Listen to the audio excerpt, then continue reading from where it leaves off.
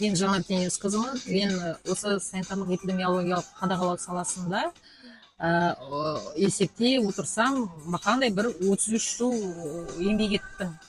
Енді міне соңғы 4 жыл 7 ай осы Семей қаласының үлкен басқармасында жұмыс істедім. СЭС басқармасында. Оған дейін мен өзім Зайсан ауданында 28 жыл тәжірибе еңбек еттім.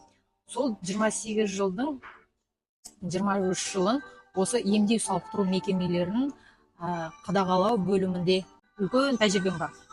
Сол бөлімде жұмыс істедім.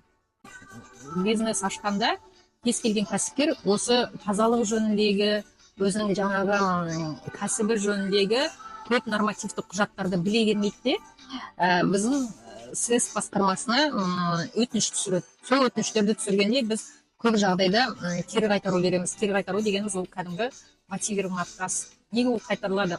Потому что жаңағы кәсіпкер бір бөлмесі норма санитарлық талапқа сай келмейді, жаңағы қол жуғыштары ескерілмейді, қабырғаларын бояулары ескерілмейді, едендері, сол сияқты айта берсе көп.